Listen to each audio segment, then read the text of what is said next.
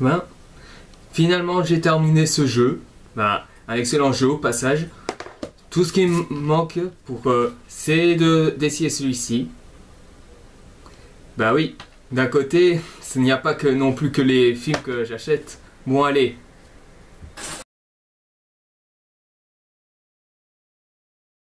Bonjour tout le monde, bienvenue à ce tout nouvel épisode du CVGBC. Donc aujourd'hui, bon, si vous vous demandez pourquoi mon lit est comme ça, bah c'est justement à cause de la canicule qui est venue ici en Belgique. Ben j'ai dû bien sûr faire en sorte que le lit soit un peu plus aéré. Bon, soit. Quand même, une petite question que je me pose au début. Qu'arrive-t-il aux Wachowski? Je veux dire, les Wachowski sont quand même pas n'importe qui, sont quand même des gens excellents. Enfin, une fille et un gars excellents. Ils ont fait bien sûr un film. Leur premier film était sympa. Les Matrix, excellents, même si le 2 et le 3 n'égalisent pas le premier. Puis il y a eu Speed Racer, qui pour ma part, bah, il est trop sous-estimé. Puis il y a eu Cloud Atlas qui s'est planté au box-office en même temps que Speed Racer. Et maintenant, ça...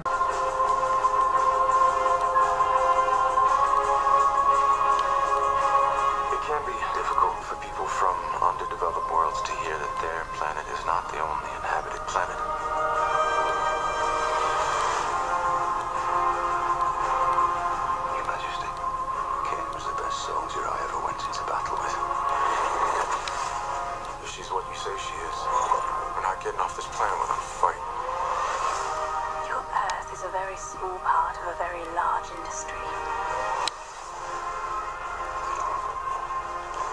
I feel I have you at somewhat of a disadvantage. Is that because you kidnapped me?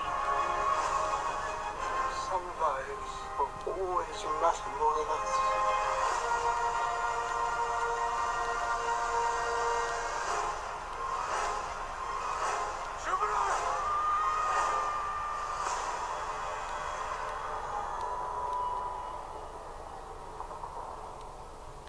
Jupiter Ascending de Wachowski, sorti en 2015. Et bien sûr, encore une fois, c'est niveau box-office, c'est un coup dans l'eau. Avec 176 millions de dollars, 180 millions a été retenu dans le box-office. Le budget a donc été remboursé, mais ce n'est pas assez suffisant pour qu'une suite pourrait venir le jour pendant les années qui vont suivre. Au casting, on peut voir Mila Kunis en Jupiter Jones, Channing Tatum en Kane, Sean Bean en tant que le meilleur ami de Kane et Eddie Redmayne, vu dans Une merveilleuse histoire du temps, qui bien sûr ici joue Ambra Sachs, le grand méchant du film. Pour commencer, parlons du scénario, même si personnellement, ce film m'a laissé un petit goût amer. Nous suivons Jupiter Jones dans ce scénario, dans lequel bien sûr, sa vie est assez monotone, à savoir que elle travaille chez ses patrons, russes de préférence, qui bien sûr se rend compte qu'il y a soi-disant des extraterrestres sur la Terre. Elle se fait attraper par ceux-ci et au moment où elle a presque failli se faire tuer, Kane survient et l'amène avec elle sur Jupiter. Après une autre fois, bien sûr, où elle se fait sauver. Et justement, après avoir arrivé sur la planète Jupiter, oui, ça va être très difficile. Notre personnage Jupiter va se rendre compte qu'elle est la réincarnation d'une reine sur la planète et qu'elle est censée être la nouvelle reine de la planète. Mais ce n'est sans compter Ambra Sachs qui a mis tous ses moyens pour essayer de la tuer. Voilà, scénario assez compliqué, assez simple on peut dire, même si en soi même s'il y avait de la matière, t'as l'impression que c'est un espèce de Matrix 2.0 quand tu vois certaines situations. Soit. passons maintenant à ce que je peux trouver comme qualité défaut. Mais je vais déjà commencer par les défauts parce que franchement, vu que ça m'a déçu, on y va. Le premier défaut que je peux donner, c'est déjà le jeu d'acteur de Mila Kunis. Mila Kunis, déjà, ce n'est pas une bonne actrice. Comme Jessica Alba, ce n'est pas une bonne actrice. Je sais pas, quand tu la regardes, tu as l'impression qu'elle est complètement perdue. Regarde les situations, c'est... Hein, voilà, c'est... Voilà, c'est chaque fois presque comme ça qu'on voit Mila Kunis. Et même dans cette bouse de Max Payne, elle est encore pire. Et même aussi dans Ted, qui est un excellent film, et même dans Oz, le Monde Fantastique Oz, que certes c'est un bon film, mais c'est plus un produit commercial où Sam Raimi s'est pas beaucoup exprimé. Ben tu vois quand même que Mila Kunis, elle fait plus pitié qu'autre chose, quoi, en termes de jeu d'actrice. Mais je pense que l'une des grosses déceptions, même si ça change rien au jeu de Mila Kunis, c'est Eddie Redmayne. Alors Eddie Redmayne, comment vous le dire? Voilà, il fait juste pitié aussi. Quoique, même si c'est pas non plus aussi cauchemardesque avec Mila Kunis. Mais ce que je peux dire sur Redmayne, c'est que autant je l'ai trouvé génial dans Une merveilleuse histoire dans le temps, autant ici, c'est un cabotinage, mais qui se ressent. Dans la version française, encore, elle réussit à corriger ce petit défaut justement, parce que dans la version originale, tu as certains mots où tu as beaucoup de difficultés à comprendre, et quand il crie, il fait juste pitié, et en plus de ça, ça ne change rien bien sûr à tout le scénario qui va suivre. Mais bon, passons quand même aux personnages de manière générale. Les personnages sont classiques comme ils le sont.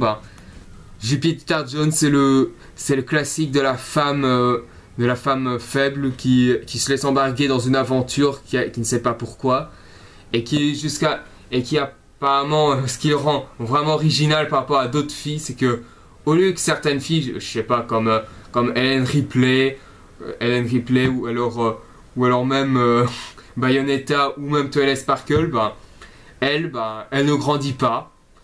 Le seul moment où elle essaie d'être cool, c'est la fin, mais quand on voit que dans tout le film, ce n'était juste qu'une cruche qui se fait à chaque fois enlever, on n'y croit pas une seconde.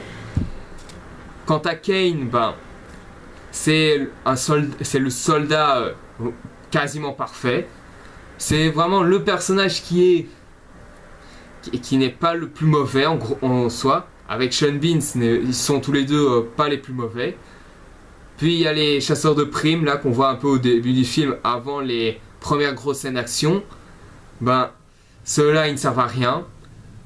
Et quant à Ambrap Sachs, je sais en quoi les Wachowski ont essayé d'en venir avec ce personnage, mais le personnage est tellement rigide, tellement peu intéressant que tu as l'impression que tu revois juste le méchant de Félix le Chat le film, quoi.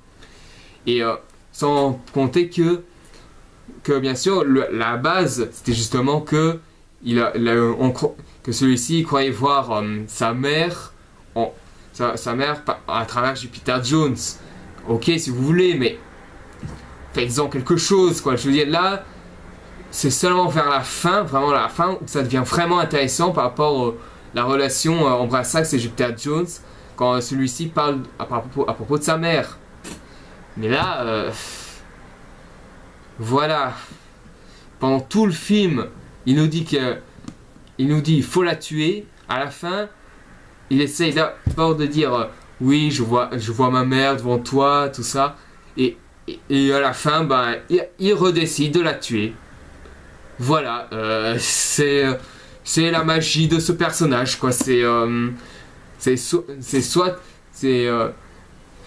soit tu restes comme ça, ou soit tu essaies d'être différent pour revenir dans ce même chose. C'est tout, c'est comme ça que le personnage fonctionne. Comme autre défaut, je voudrais bien demander aussi, c'est la dépendance de certains plans dans les effets visuels pour les fonds verts. Surtout les plans rapprochés, parce que c'est surtout ces plans-là qui montrent à quel point les fonds verts se montrent à des kilomètres. Moi qui croyais que dans Spider-Man 3, certains fonds verts, surtout la nuit, étaient moches, mais ici dans Jupiter Jones, c'est peut-être mieux, mais même comme ça, tu ressens quand même les fonds verts, quoi, je veux dire. C'est bien beau tout ça, mais voilà, quoi.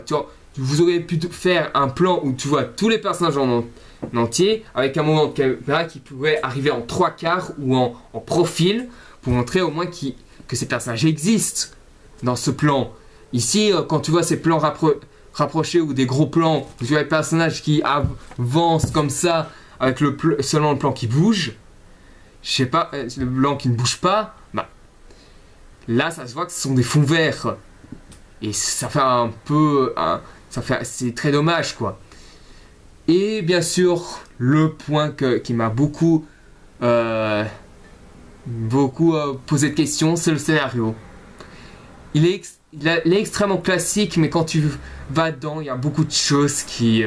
voilà. Alors, déjà, la vie de Jupiter Jones en tant qu'esclave, c'est bien sûr de faire à manger aux gens, si vous voulez, de faire le ménage, classique, et bien sûr de récurer les chiottes. On y reviendra. Et bien sûr, sachant que les personnages, bon, il y a un manque de développement et d'attachement à 100%, vu que les personnages, il n'y en a pas un qui se développe au fur et à mesure de l'histoire, parce que même Jupiter Jones qui essaie d'être badass à la fin, il redevient le même personnage à la toute fin du film, donc voilà. Et en plus de ça, il y a des moments où tu poses des questions, quoi. Certains aliens, les petits aliens, ils ressemblent à Gollum. Autant ils auraient pu changer la tête, mais non. Je vois les têtes, c'est vraiment Gollum, quoi. Il manque plus qu'il dit Precious pour aller plus loin, donc... Puis, bon, il y a les signes sur le jardin. Bon, je vais pas aller trop loin. Enfin, j'aurais pu dire que c'est un copier-coller du film Signes de M. Night Shyamalan, mais en soi, ce n'est rien. C'est juste un détail. Puis, venons sur l'univers. L'univers, en soi, elle est gigantesque. Il y a beaucoup de choses à donner. Mais vu la durée du film, à savoir 2h06 ou 2h10, c'est vraiment trop peu pour montrer trop de choses. Même, à la limite que ce soit trop court, au moins nous présenter l'essentiel. Mais même l'essentiel n'est pas présenté, et c'est ça qui dérange. Les armes, la technologie, les navettes, l'Empire, même l'Empire, ça que c'est trop simplifié. Ils auraient pu au moins rendre ça plus ardu, même si la durée était limitée. Ici non, même pas. Peut-être qu'avec une director's cut ça aurait pu donner quelque chose, mais voilà, quoi. C'est là que j'ai envie de blâmer certains producteurs. Bon, ici c'est la Warner Bros. Alors, pourquoi les mecs, pourquoi vous n'aviez pas fait un film de 2h30, 3h? Ça aurait pu au moins nuancer le scénario classique du film, et au moins ça aurait pu donner également des choses plus intéressantes au film, et aussi ça aurait permis que cet univers soit mieux représenté et beaucoup mieux iconique, si on peut dire. Parce que le truc de Matrix, c'est que même s'il durait 1h50, au moins 1h50, 2h, au moins l'univers était bien présenté. L'univers, on savait ce qui se passait. Et même pour ceux qui se posaient la question pourquoi il y a une Matrix, ça ne sert à rien de poser la question, parce que la Matrix contrôle tout, et c'est un programme, donc on n'a pas besoin de savoir pourquoi il il y a cette matrice, c'est un programme, il a été fait par des hommes, ça s'est mal déroulé, point. T'as pas besoin de savoir pourquoi. Ici dans Jupiter Ascending, même à la fin du film, tu te poses quand même des questions parce que c'est tellement simplifié que voilà, t'as beaucoup de choses que tu laisses se passer. Et il y a des moments où ils essaient d'expliquer, mais payent tes explications en mousse sur des trucs techniques, quoi. Ensuite, il y a un moment, c'est juste... alors, Channing Tatum, Alice Kane, arrive dans l'Empire d'Ambrasax, là où Jupiter Jones a rencontré une représentante de l'Empire Ambrasax. Bien sûr, Channing Tatum a tué plusieurs soldats, a fait beaucoup de pirouettes, s'est joué à la Splinter Cell et à la Metal Gear Solid pour au final braquer un flingue devant cette dame appartenant à l'Empire Ambrasax, pour justement des gens arrivent pour dire qu'il a plein la sécurité et tout ça, et la dame qui accompagnait Jupiter Jones, elle est contente.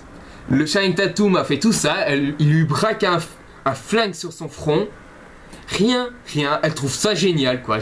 Et elle s'en fout même, limite elle s'en fout même du personnage de Channing Tatum, quoi. Je veux dire, c'est du genre, libère ma petite copine.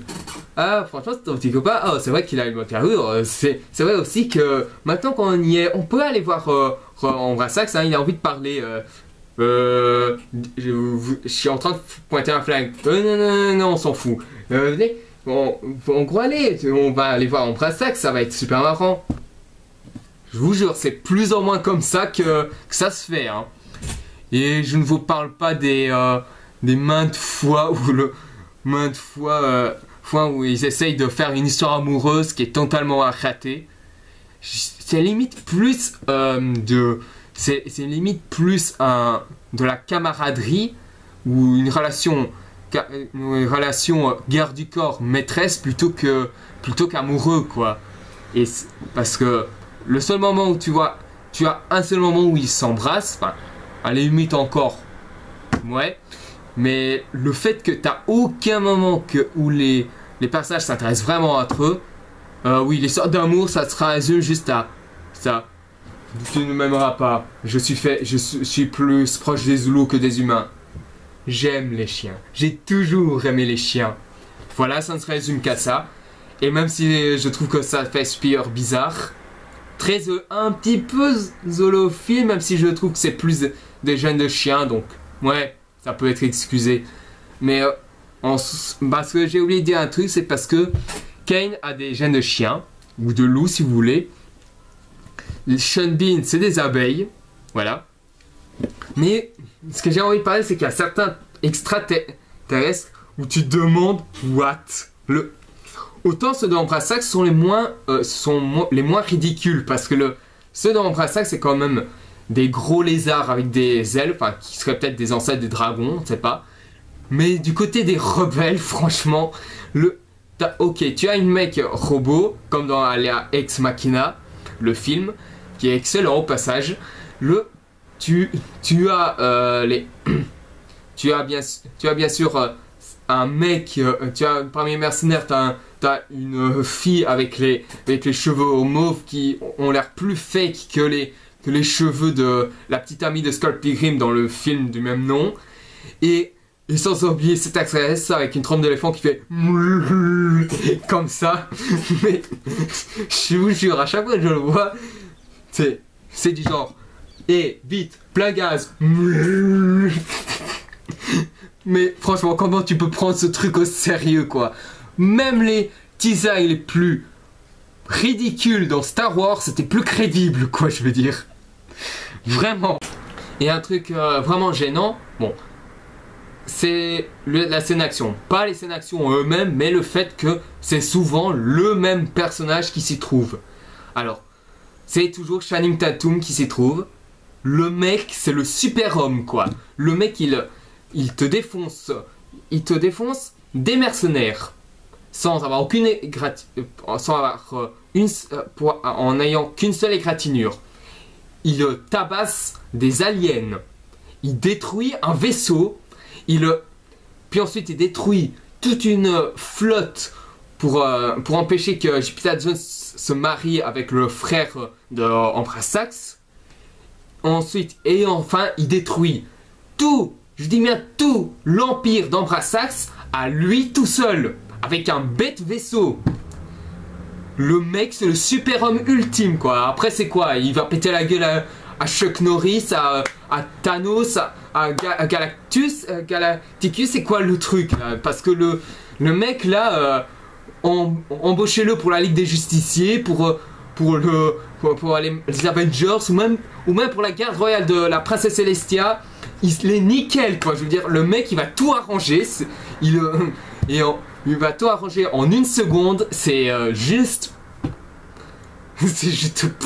ça. Mais le plus, c'est que ça rend un peu le truc un peu monotone. Sur un truc, je vais y revenir. Je pense que c'est le dernier défaut que je vais parler. Et c'est parti. C'est par rapport à un petit truc. Justement, autant les critiques n'ont pas été très tendres avec le film, à savoir, ils ont mis en louange, à savoir les effets spéciaux, le nouveau monde créé, l'originalité, mais ils ont surtout critiqué le scénario avec ses incohérences. Moi perso, je trouve que c'est plus le fait que ce soit trop simplifié que vraiment incohérent, mais bon.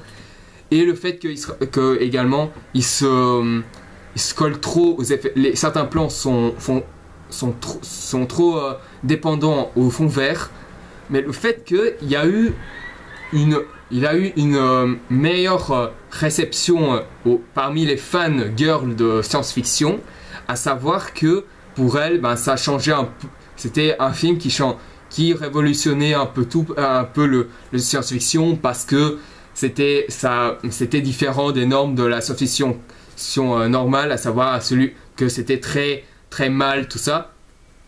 Seulement, j'ai un petit problème.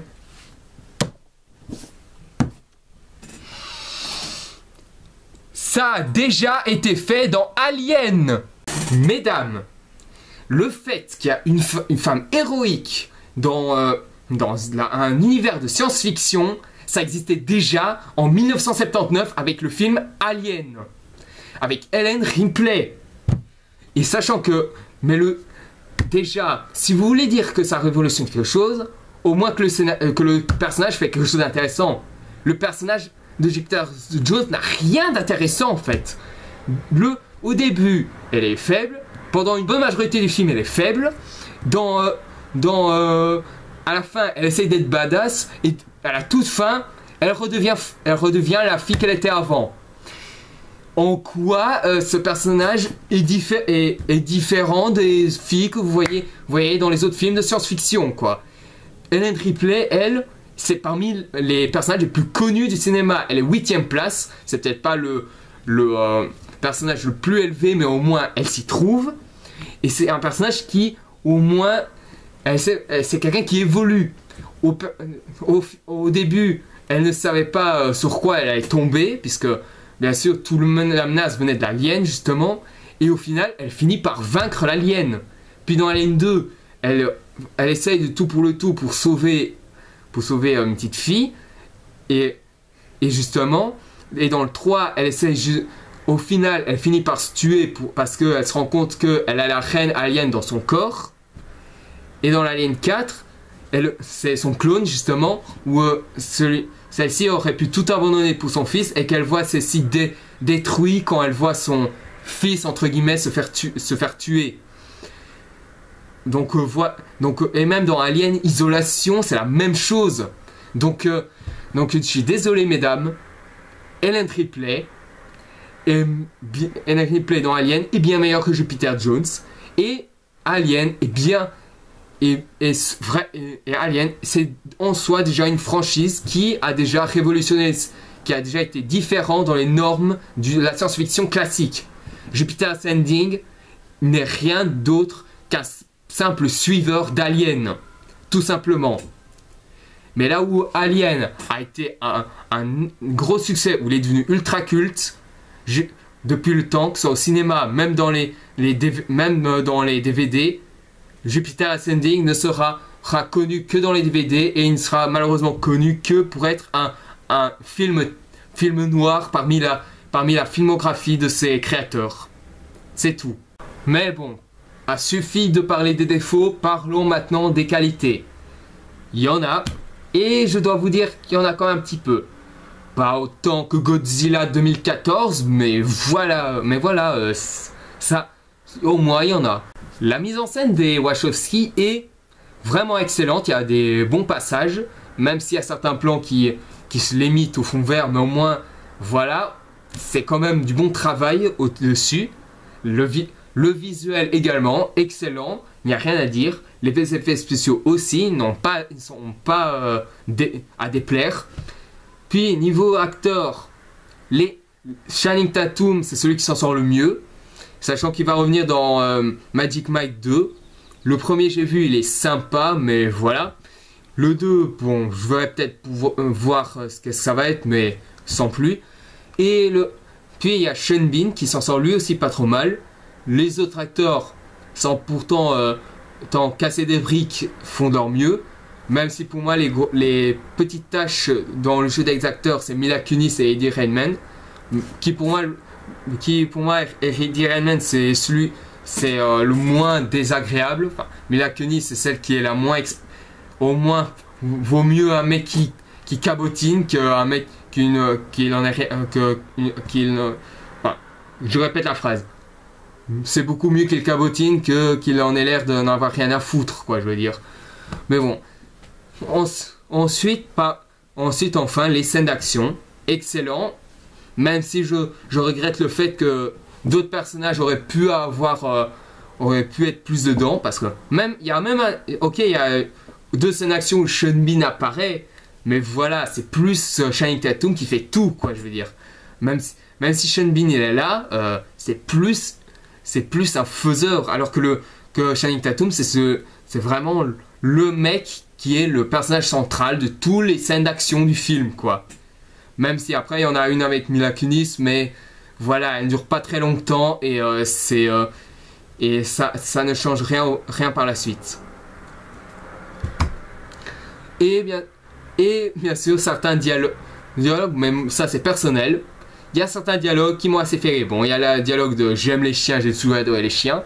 Mais il y a aussi une scène qui m'a extrêmement bien rire. C'est 2 scènes même. Il y en a une scène, c'est justement le frère d'Ambrasax, il dit si t'as pas envie que tes amis se fassent tuer, je te conseille de te marier avec moi. Jupiter Terre, de bon cœur, elle fait ok, pourquoi pas, si c'est pour être une excuse pour qu'on me sauve après, pourquoi pas. Et la deuxième scène, c'est bien sûr que finalement, il a détruit Ambrasax, c'est fini, tout ça. On lui demande d'être reine, et au final, non, en fait, je préfère être sur la Terre pour être ménagère. Alors, toute l'aventure que tu as fait, en fait, c'est pour revenir à la case départ, avec un petit bonus, à savoir tes gadgets, mais c'est tout. Et sans oublier au fait que les mecs de Chicago, ils ont sûrement été témoins d'une des scènes d'action du film, et qu'ils ont oublié comme ça, genre, oh mon dieu, des vaisseaux s'écrasent. Le lendemain matin, oh tiens, il y a de la fumée, il y a eu un incendie. Et bien sûr, à la fin, quand Channing Tatum dit que les Chicago ne se souvient plus de rien, Jupiter, qu'est-ce qu'elle fait? C'est glissade sur ses gants flottants. Youpi! C'est voilà. Et bien sûr, quand elle dit qu'elle veut faire les shots, j'imagine trop la fin quand elle dit qu'elle préférait faire les shots. J'imagine trop les mecs qui veulent la couronner faire ça. Pour avoir sauvé notre planète et en dépit de ne pas vouloir être reine de notre planète, alors que vous êtes débarrassé d'un tyran, je te nomme donc reine des chiottes sur Terre. Félicitations. Bref, les conneries faibles, donc je vais conclure. Jupiter Ascending est vraiment le film noir des Wachowski. Les qualités sont là, le visuel, la réalisation, certains acteurs, les scènes d'action, mais voilà, même également la nouvelle histoire. Mais malheureusement, voilà, le scénario trop classique, Mila Kunis et Eddie Redmayne pas aux formes de leur enfin Eddie Redmayne pas en forme et Mila Kunis fidèle à elle-même. Le scénario trop classique, également les scènes d'action qui sont trop monotones, à savoir que c'est toujours Channing Tatum qui fait tout. Et justement également le fait que certains plans sont trop dépendants des effets spéciaux.